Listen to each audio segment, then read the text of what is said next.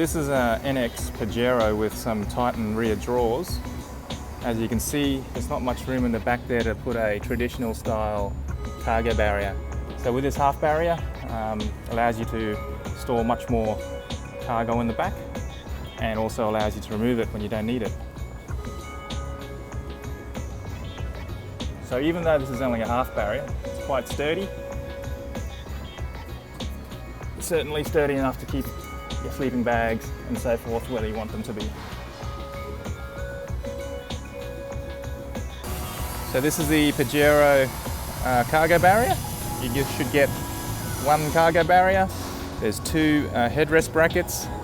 These are the brackets that go up near the handles, and these are the brackets that attach the cargo barrier to them.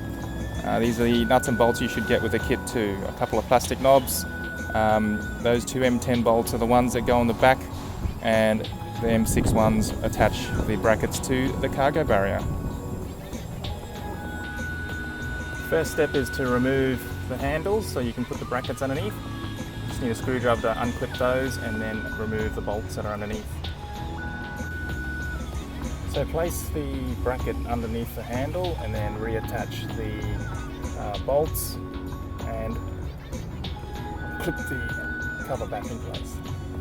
Do this for both sides, that one too, and then the ones on the other side as well.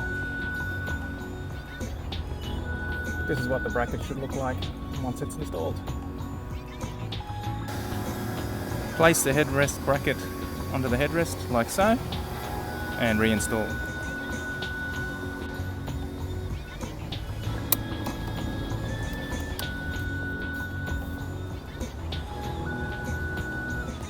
Okay, grab the cargo barrier and offer it up to the vehicle.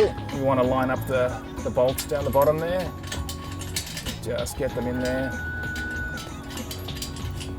And one on the other side too.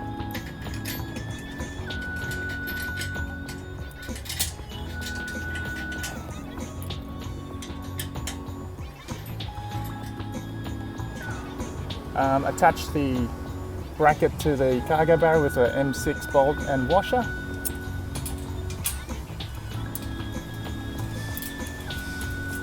Just loosely for now, we'll adjust it later.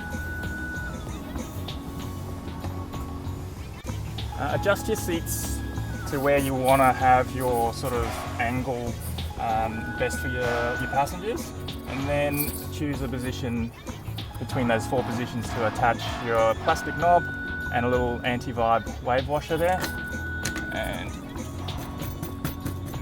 hand tight. So what you want to do now is check that you're happy with all the positioning of the barrier and then go around and tighten all the bolts. So you want to tighten your M6 on the side here and the M10 bolts on the bottom, and you're pretty much done.